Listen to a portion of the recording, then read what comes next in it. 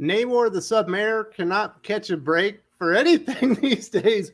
Marvel Comics have been kind of ruining the character for quite some years. Is he a hero? Is he a villain? It kind of feels like maybe he should just be a villain these days. But recently we got the reveal, at least what it feels like is the reveal of what Namor, the Submariner, is going to look like in Black Panther, the sequel. When the character debuts, he's no longer going to be Atlantean. He's going to be part of like Mayan culture and stuff like that. And if that reveal wasn't bad enough, we got the next reveal on who the writer of the Namor, the Submariner miniseries that's going to probably coincide with the movie is going to be. It's one of the worst writers in Marvel Comics. Like, why do they keep giving Christopher Cantwell like important stuff? They just gave him an Obi-Wan series to come out during the damn Disney Plus show, and they couldn't sell that comic book. This dude basically ruins everything he touches. He's a boil on the ass of comic books, specifically Marvel Comics and their fans. I, like many out there, thought things couldn't get worse for Namor the Submariner when they released this image of what the character will look like in Black Panther 2. Not exactly a good look for one of the original characters in Marvel Comics back when they were called Timely.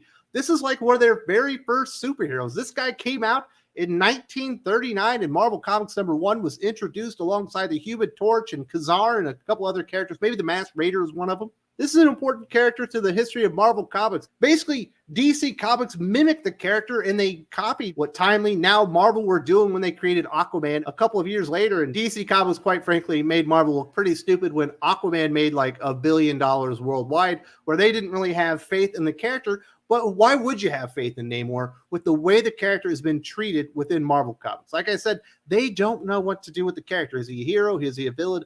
Feels like he's a villain. Probably is going to be a villain in Black Panther 2. Because traditionally, T'Challa and the nation of Wakanda hate Atlantis. They've always hated each other. They've had some really big wars and stuff. So I imagine that's the part that character is going to play within the MCU. He's going to come out as a bad guy. Will he end up being a good guy over time? Who knows? There's literally only been one good comic book, one good portrayal of Namor in the last 10 years. Not surprisingly, it was from Chip Zdarsky in a series called The Invaders.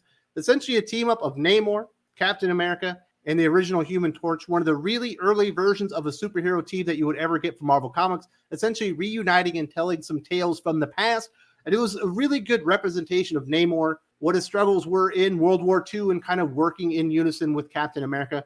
Also, of note, it's the best version that we've seen of Captain America in a comic book since Ed Brubaker's Captain America run. So if you haven't read Chip Zdarsky's Invaders and you want to see something cool involving Namor and Captain America, go check that one out.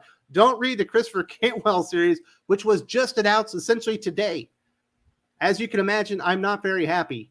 I'll talk about Christopher Cantwell more in a second, but let's talk about the information that we do have.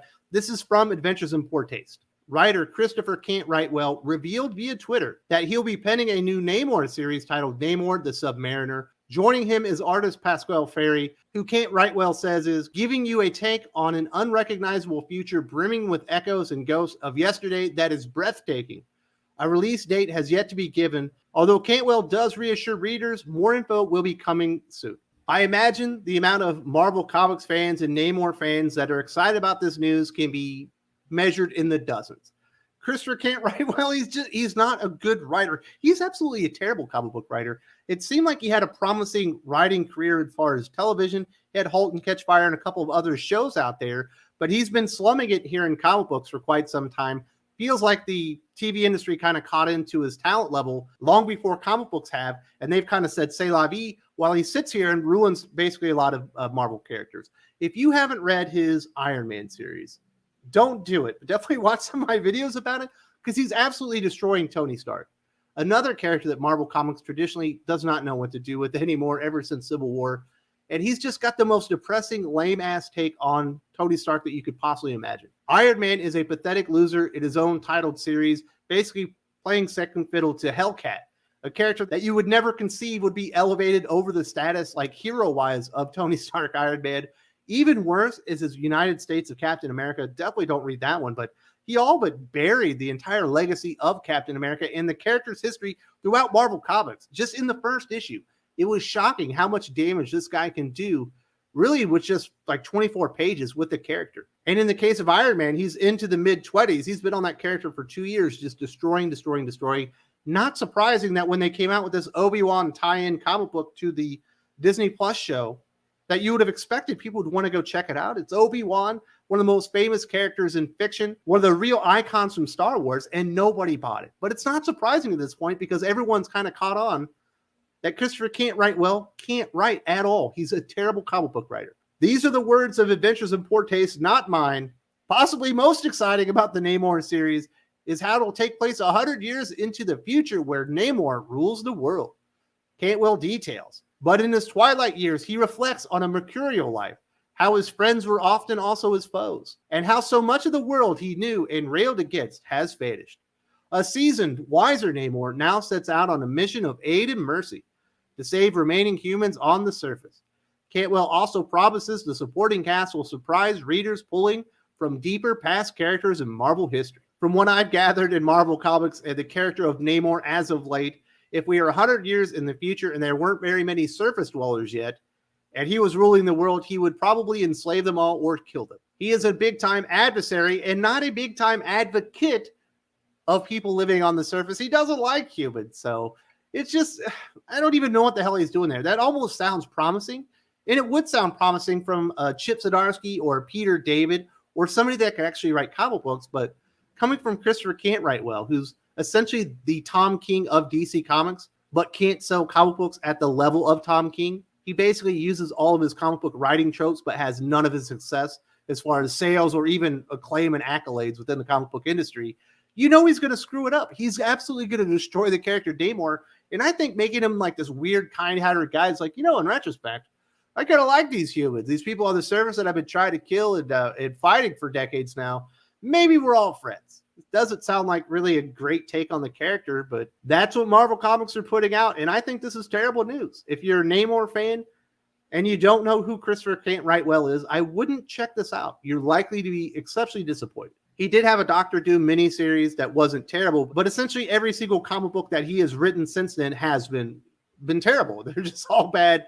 I don't know what Marvel Comics are thinking. Is the talent pool within comic books so shallow that they have no choice but to bring in Tom King Light in the form of Christopher Can't Write Well? Is the comic book talent pool so shallow that, hey, we can't get anyone better than Tini Howard to write X-Men? We can't find anyone better than Vita Ayala to write X-Men titles, because there's so many bad writers at DC and Marvel right now. Where have all the good comic book writers gone? I mean, a lot of them are on the indie scene and they're on Substack. It kind of feels like a lot of people have jettisoned lately, and they're like, you know what? Marvel and DC don't seem really stable right now. Maybe it's better to just do my own thing, build my own brand up, and make my own characters just in case they kind of get picked up for streaming or something in the future. No more working for Marvel and DC. So it just feels like Marvel and DC really are stuck with the bottom of the barrel, worst of the worst creators.